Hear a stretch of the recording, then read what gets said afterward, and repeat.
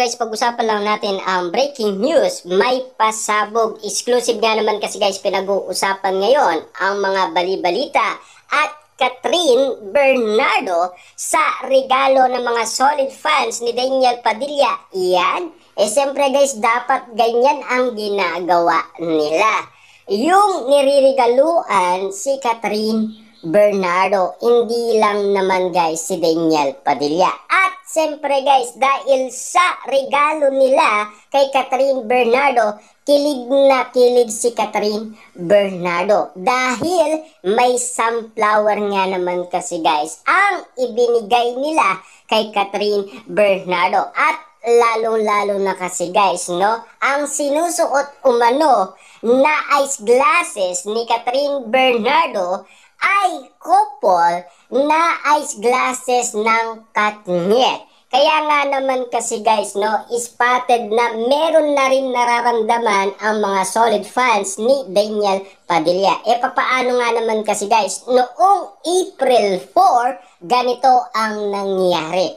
Bagamat hindi napansin guys ni Daniel Padilla ang kanyang mga fans, pero si Catherine Bernardo guys, nilapitan pa at kinausap pa at lalo-lalo na nakipag-selfie pa at meron pa siyang ibinulong sa mga solid fans ni Daniel Padilla. Ang nangyari noon ay kaganapan sa ABS-CBN Ball 2025 sa Soler Resort, North Quezon City. Na ngayon guys, dahil nagpaparamdam umano ang kanilang idolo na sina Catherine Bernardo at Daniel Padilla, mukhang kumikilos na rin guys ang mga Delulu fans. Mukhang nagpaparamdam na sila at binibigyan na ng regalo si Catherine Bernardo. Ibig bang sabihin ito guys, sa kanilang nakita na kung papaano kiligin si Catherine Bernardo kay Daniel Padilla. Ibig sabihin lang nito guys, talagang kinikilig pa rin si Catherine Bernardo kay Daniel Padilla. Kita nyo naman guys, no, kung wala na yan kilig guys at hindi niya na mahal si Daniel Padilla, bakit susuotin pa ni Catherine Bernardo ang mga regalo ni Daniel Padilla sa kanya? Pwedeng iwasan niya yun guys, no? Ayaan na lang sa bodega ang mga yun. Pero kahit mahal pa yun guys, no? Okay na okay pa rin yun guys kung nais niya talagang kalimutan si Daniel Padilla. Pero hindi niya pa rin guys kaya. Hindi niya kayang kalimutan ang 11 years na relationship nila ni Daniel Padilla. Kaya nga naman guys, eto ang mga eksena ngayon na talagang kikiligin ka ng sobra-sobra at mababaliw ka sa iyong mababalitaan kapag ganito ang mga eksenang ginagawa umano guys ng mga Delulu fans ni Daniel Padilla kay Catherine Bernardo. Ibig sabihin yan guys, naunawaan na rin nila.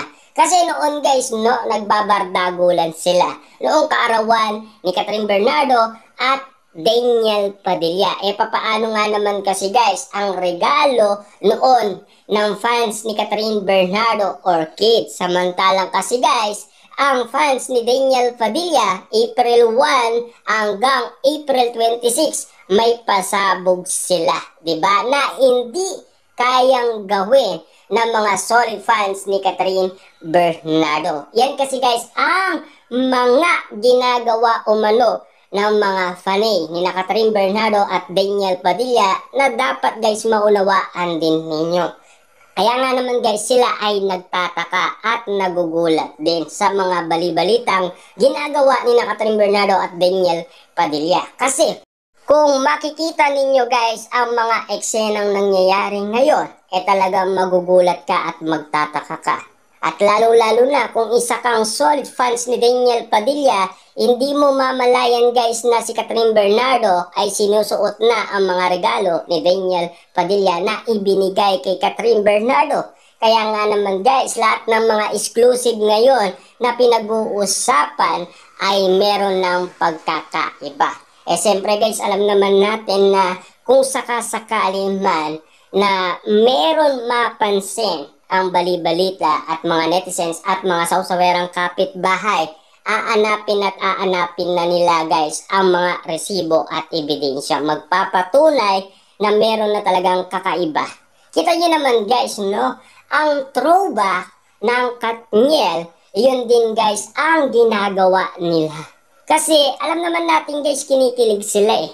Kaya gusto nilang balikan ang masasayang alaala ng Katniel. Ibig sabihin, mahirap talaga guys bitawan at makalimutan ang nasabing relationship nila na umabot ng 11 years. Siyempre guys, alam naman natin, no? Yung 11 years na yun guys, pwede ka nang magpakasal. Pero dahil sa sitwasyon ni Catherine Bernardo at Daniel Padilla bilang artista, mahirap isagawa ang mabilisan plano.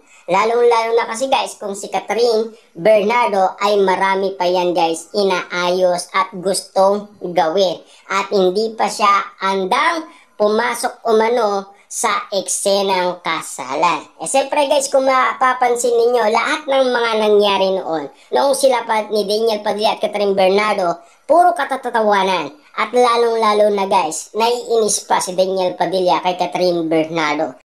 Kasi isa dito guys, hindi pa sila mature. Kung mapapansin ninyo kung bakit sinasabi yan ni Robin Padilla at ang iba't ibang mga taong naging artista na nung una.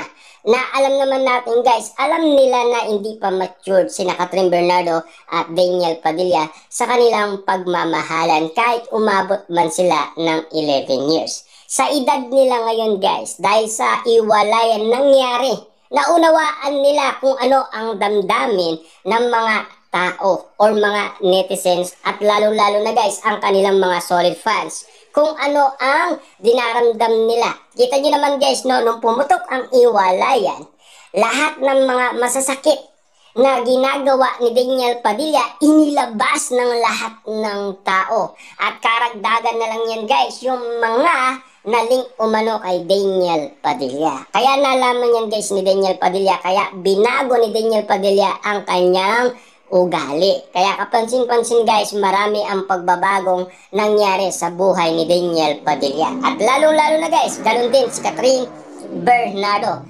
Marami na ang nangyari. Ibig sabihin si Catherine Bernardo guys, binago niya na rin ang kanyang sarili. Pero yung kakulitan niya, hindi pa rin niya binabago. Pati yun, arutan.